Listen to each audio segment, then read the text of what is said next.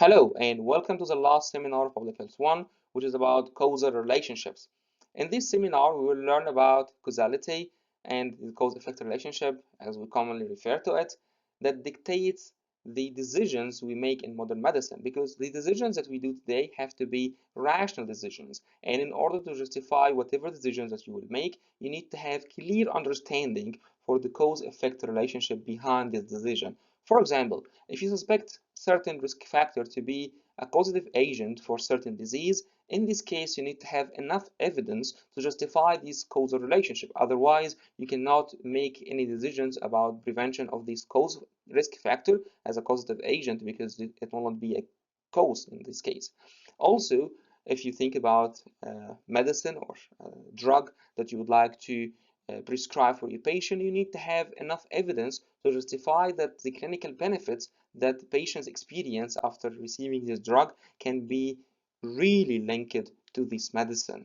Okay, so let's start with etiology and its definition from the Dictionary of Epidemiology. Literally, this is the science of causes, causality, and common usage cause.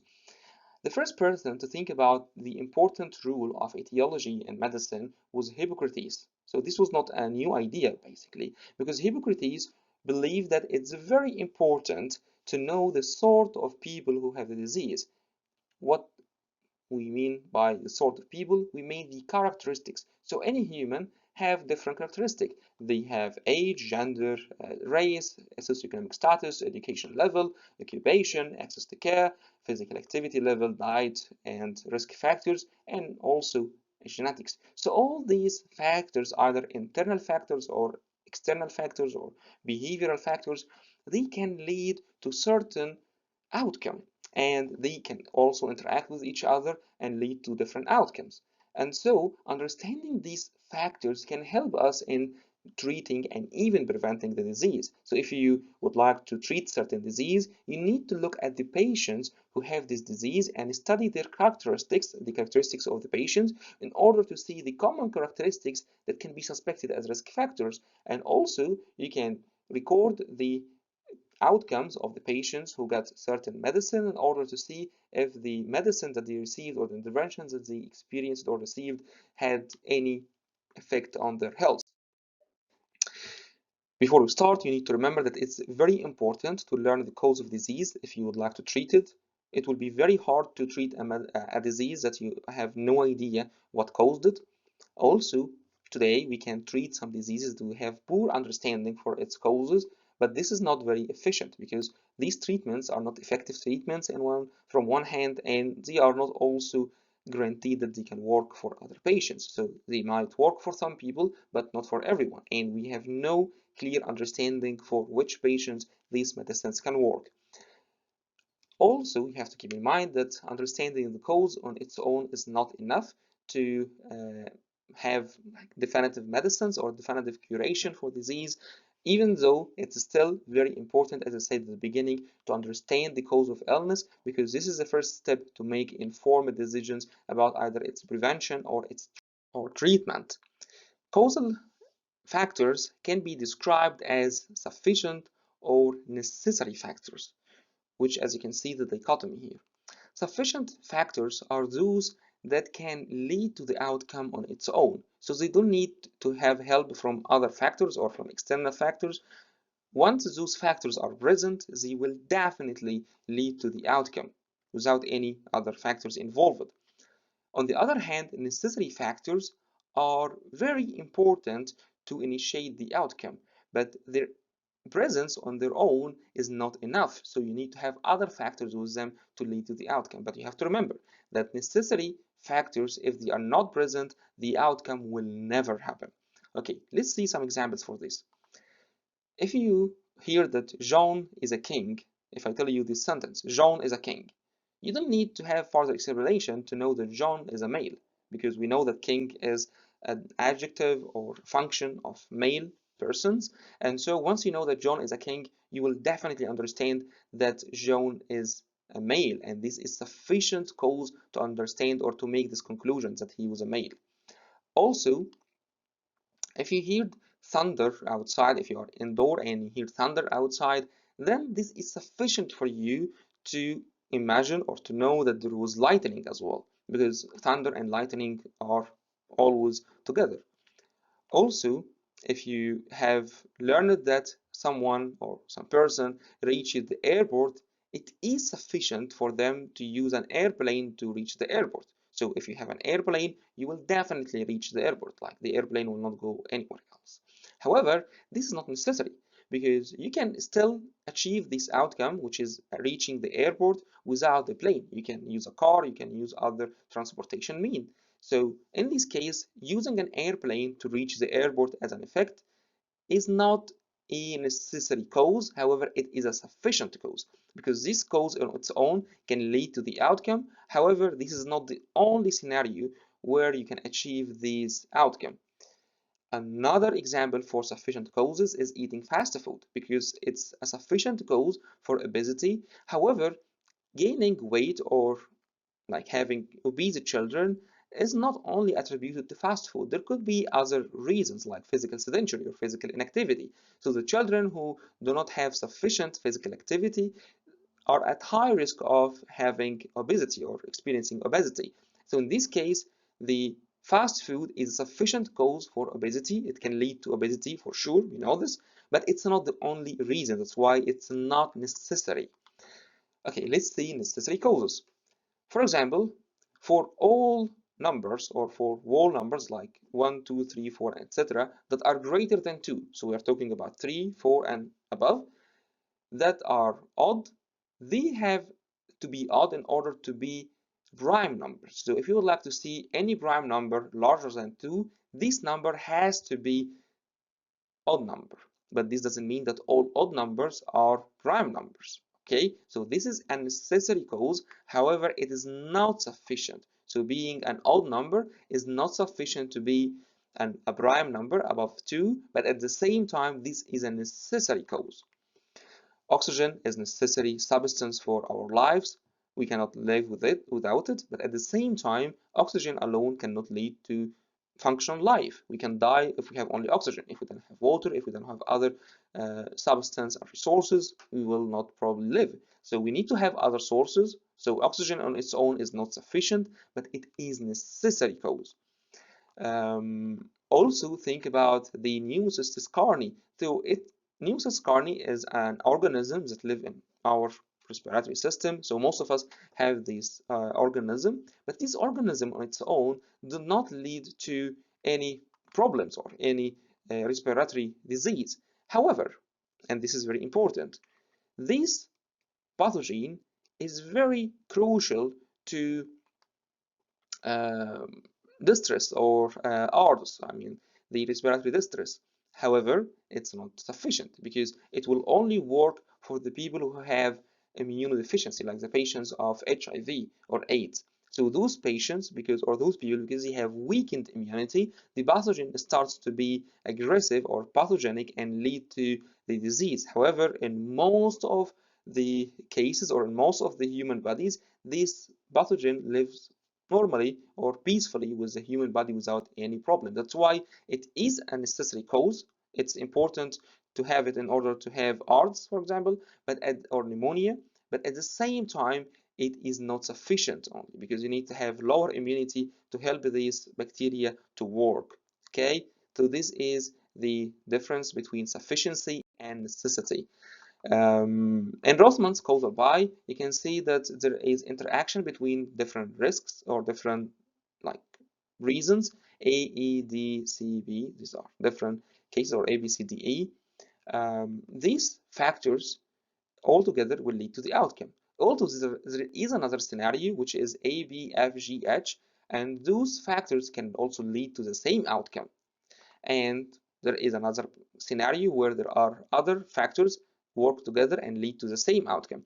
So if you look at each of these pies or these circles, you can see that the interaction between the different letters or the different factors will lead to the outcome. So each of them, each circle on its own, is a sufficient cause for the disease.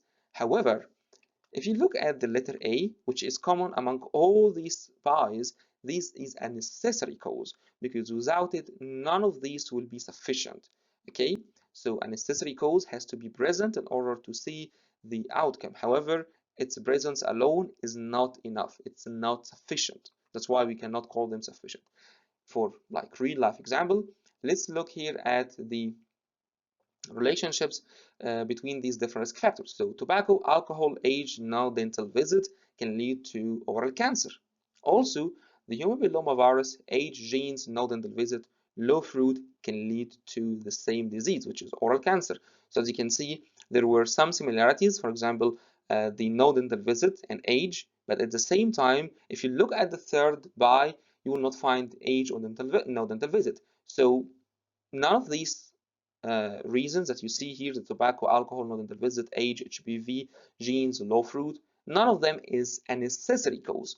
But all these causes, or in each of these scenarios, these causes need to be present together in order to lead to the outcome. So the interaction between tobacco, alcohol, age, and no dental visit will lead to oral cancer. This is one scenario. In another patient, the the causes were age, HPV, genes, no dental visit, low fruit. So these altogether are a sufficient cause, right? As you can see, this is another example as well for cancer epidemiology.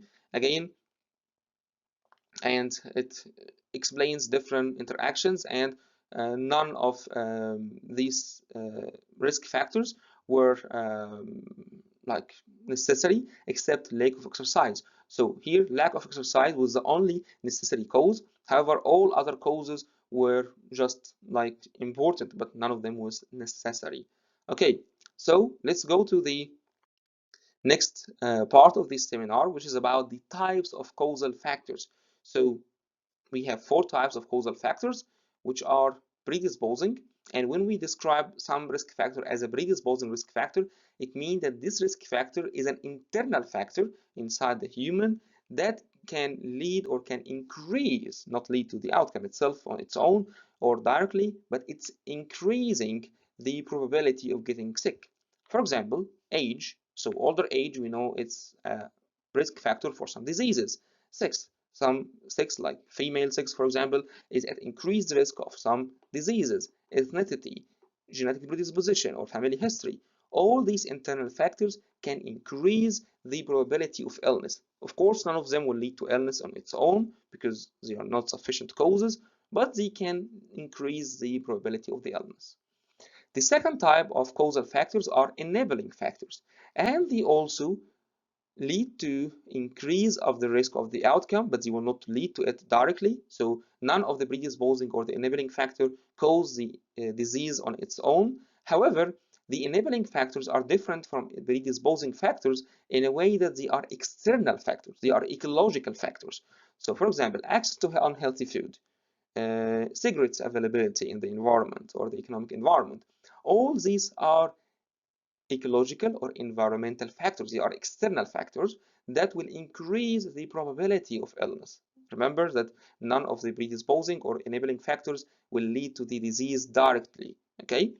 However, the precipitating factor is the immediate trigger. This is the immediate cause of illness. So once you get exposed to a pathogen, you will have an infection. There is no question about it. Also, stressful events. Experiencing stressful events will lead to certain complications or certain disease. And so these precipitating factors are seen as the immediate cause. This is the event that happens just few days or even few hours before seeing the disease symptoms. Okay? And finally, the reinforcing factors.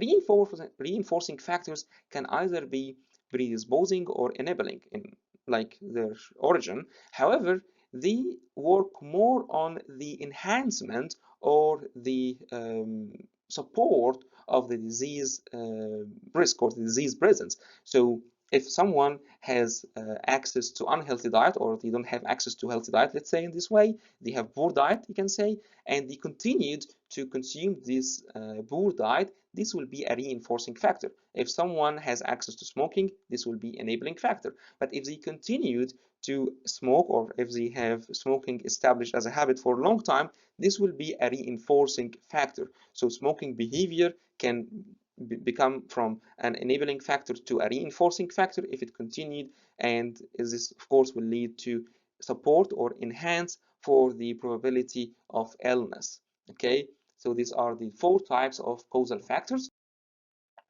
And let's see an exercise or a scenario here. Kwame is a 16-year-old boy. He is living in a densely populated village in northern Ghana. The area that he lives in struggles with poverty, overcrowding, and limited healthcare access. Kwame's family has a history of tuberculosis, and he often faces malnutrition due to inadequate food supply. Vaccination programs, also including the BCG vaccine, which is a vaccine for TB, are inconsistent in his village. Recently, Kwame began exhibiting symptoms such as persistent cough, weight loss, and night sweats, indicative of TB. Following a medical evaluation at a local clinic, his infection with Mycobacterium tuberculosis was confirmed. So unfortunately, this poor guy got tuberculosis at the age of 16. So let's see what are the factors or the causal factors we can extract from this case.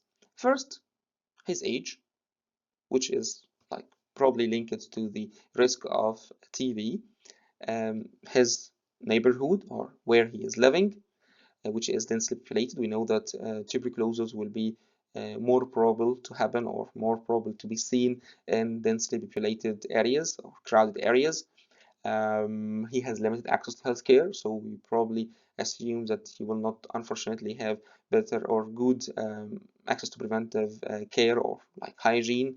Family has a history of this disease, so he has also genetic predisposition for the disease. He has malnutrition, or he unfortunately do not have access to like healthy diet. He was not vaccinated, unfortunately. It's obvious from this case that he got infected by Mycobacterium tuberculosis. So these are all different factors, and let's categorize them.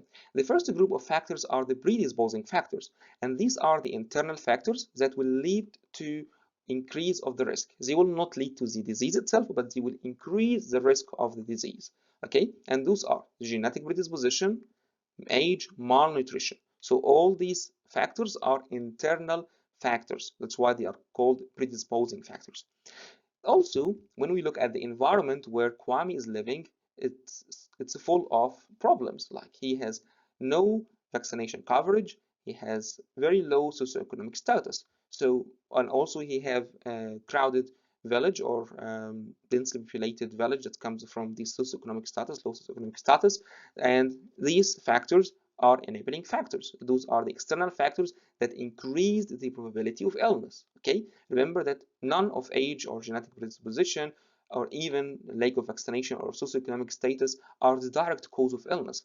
The direct cause of illness or the immediate cause of illness was the infection of the Mycobacterium tuberculosis. So once he got exposed to this bacteria or bacterial species, he got infected and he got sick.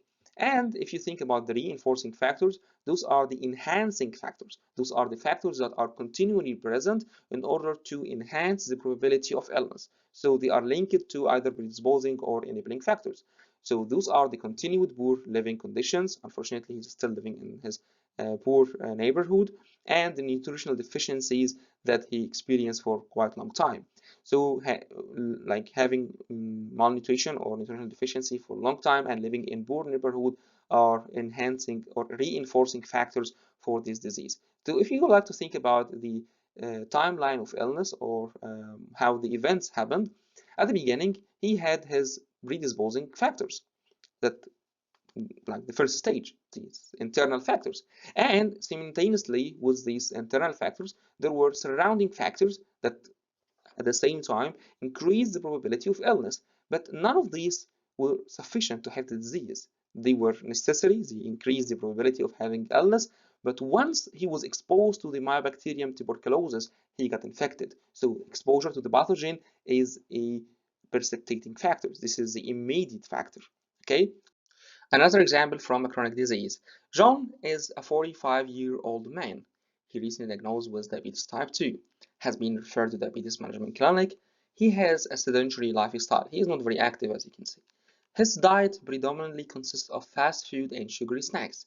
He has a family history of diabetes, with both his parents having been diagnosed in their late 40s, so he has genetic predisposition, obviously. Recently, John went through a stressful period at work, during which he noticed increased stress and frequent urination, leading to his diagnosis. Since his diagnosis, he has struggled to adapt his diet and increase his physical activity. So let's extract the causal factors from this case. The first set of factors are the predisposing factors. Those are the internal factors. Genetic predisposition that we understood from his family history. Age, we know that older age is associated with higher risk of diabetes mellitus. And gender, male gender specifically, has a slightly higher risk of getting diabetes mellitus. So all these factors are internal factors that increase the probability of John to be diabetic patient. But of course, none of them is a direct cause. Okay, they increase the risk, but they are not the real cause or the actual cause. Then the other factors are the diet or the poor diet and the sedentary lifestyle, or he is not very active as we said. So these are external factors around the human in his environment or in his behaviors that will increase his probability of getting sick. But none of those factors, either the predisposing or the enabling, will lead to the disease directly. Yes, we know that stressful events can like exacerbate or make it acute as a phase of diabetes mellitus or like increase the blood sugar level, but it's not the actual cause or the only cause. Of course, there are like previous causes. So here the work-related stress can be seen as a precipitating factor because it's only the most proximate event to the disease. Okay, we know that non-communicable diseases have multiple risk factors. Of course, stress is considered to be one of the least important factors, but if it's continuous and usually not only because of its continuity, but because of also its timeliness, I mean its proximity to the event, is seen as a precipitating factor. Finally, the reinforcing factors here are the continued poor diet and lack of exercise. Those are the enhancing factors. So if you'd like to see the timeline of diabetes mellitus type 2 and the case of John, he started with the predisposing factors. These are the genetics, age, gender. His lifestyle and his diet are the enabling factors that surround him. And also, if continued, they will be the reinforcing factors. And finally, the work-related stress is seen as the precipitating factor because this is the direct cause for an acute increase of blood sugar level, and this is what we will see as the direct reason for direct cause for the like disease or the problem here. Okay, so let's think about the history of causal inference. Actually, the history of causal inference is not very like new because many scientists and many researchers try to establish these criteria or the criteria for causal inference. The first was Louis Pasteur. He was a microbiologist and he was the developer of the germ theory. So Pasteur's theory assumed that pathogens or like certain germ will lead to certain infection, and this infection will have clinical course and clinical symptoms, and they can be prevented using treatment or vaccination. Okay, great. This is amazing timeline, and this timeline is based on one factor leading to the other factor or leading to the other event, and the second event will lead to the third event, which is the course or the symptoms. And yeah, this is a linear relationship, as you can remember. But this was not sufficient because there are other factors that can lead to illness, and that's why we have now the wolf causation theory. A modification for the work of Louis Pasteur came at the same time from Robert Koch, who was another German physician and epidemiologist. Robert Koch have 4 criteria for establishing causal inference. You will see here that these criteria are perfect criteria for infectious diseases only because these were the common diseases at this time. But again, they will fail to explain the chronic illnesses or the non-communicable diseases. So the first criterion of Robert Koch is that the organism or the pathogen that is suspected to be the cause of an illness need to be present in every case of the disease. So if you would like to say that HIV is the cause of AIDS, then in all AIDS patients, you need to see the HIV virus. Okay, the virus or the bacteria or the fungi need to be isolated and grown in pure culture. So if they are isolated and then can be grown in pure culture, then we can make sure about its characteristics and its features later on. And if it is inoculated in an animal or other um, organism and it lead to certain disease or the same disease, then in this case we will be sure that this is the causal like factor or the like responsible pathogen. And if it is extracted again from the animal and identified, then in this case we will be 100% sure about the role of this pathogen or this germ encoding the illness. So the pathogen, first of all, need to be present on all patients. It has to be isolatable from the patient and grown in pure culture. Then it has to be inoculated in an animal, and then we need to extract it again from the animal and see if it will cause the same illness in the animal. Okay, so these are all the causal relationships that we used to see in this time. I mean, in the early 20s and late 19th century. But again, these relationships were not enough to explain the complex diseases that we see today, which are the chronic diseases. In the middle of the 20th century, we talk about the 1940s, 1950s. Sir Bradford Hill came up with the principles of causal inference, and I will explain them in the next few slides. This is the modification for these 10 criteria of Hill criteria. So Hill's criteria are the criteria of causal inference that we use today to decide if a medicine is responsible for clinical benefit or not, if a certain behavior is responsible for illness or not. So these causal relationships are verified against the Hill's criteria. These are the 10 criteria that you see here.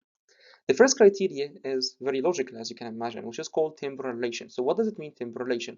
It simply means that the cause that you believe as a cause need to proceed, need to happen before the effect. So, and of course, it has to happen before the effect, and it has to happen before the effect with sufficient time.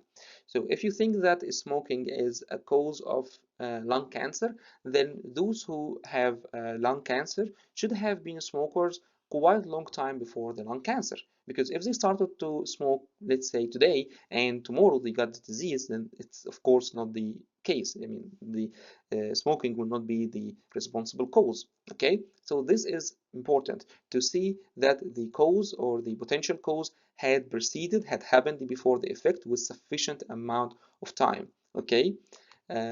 Also, the second concept or the second principle here of the health criteria is the strength of association or the effect size. Remember, we talked about odds ratio. We talked also about risk ratio.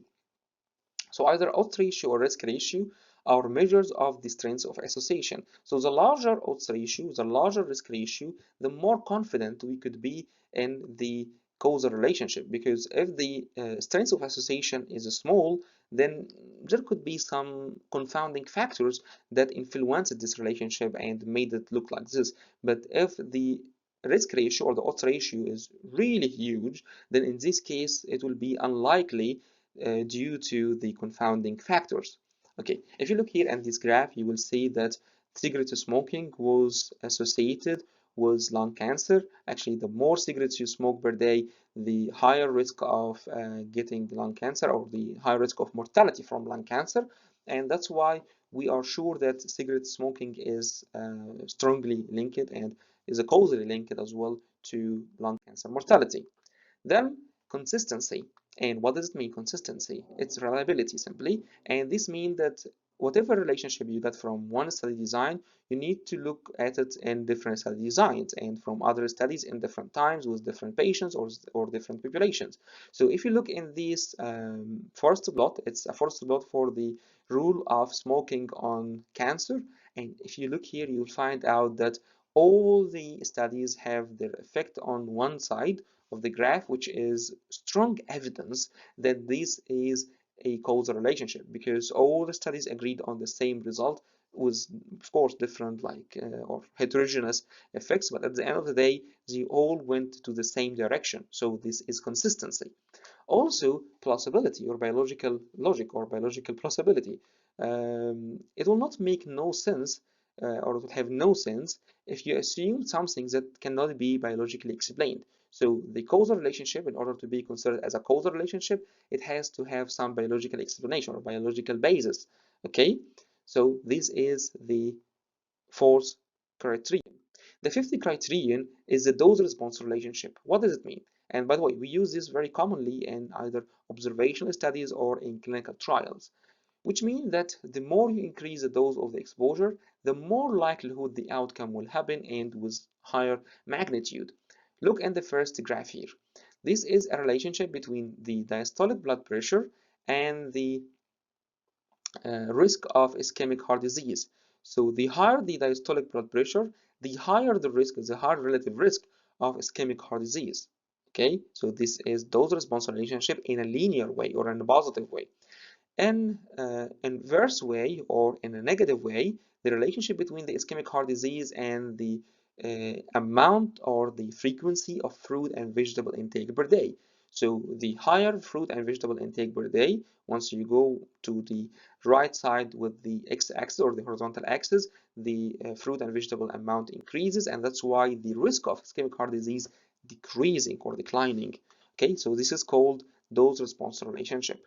And not very different from dose-response relationship is reversibility. What does it mean, reversibility? It means that once you remove the cause, the effect has to disappear. But you have to be careful because not all causes, if they were removed, they will lead to disappear of the outcome, because sometimes the outcome is a reversible outcome. For example, like injuries or losing some parts of the human body cannot be cured, it cannot be restored, even though we have prosthesis for it, but it's not restorable. That's why if you use the cause, the outcome will not like relapse or will not disappear. Okay, then it's the design. You remember that we have said that different study designs have different levels or heterogeneous levels of certainty.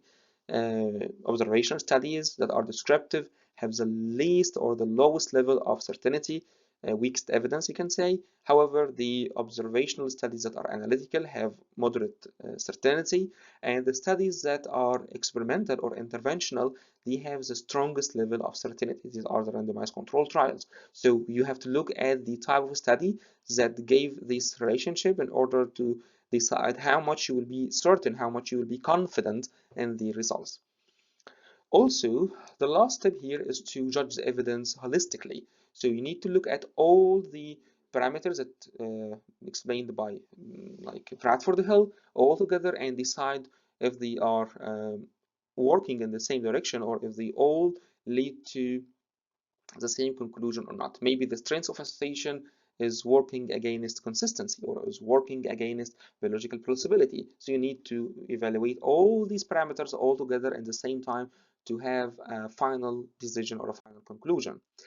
Another part of judging the evidence is to think about these questions. If you have seen any association or any correlation, you can say, you should ask yourself whether there was a bias in the selection or the measurement. If yes, then you should stop thinking about causality, because this will be probably the case, that there was measurement bias or selection bias.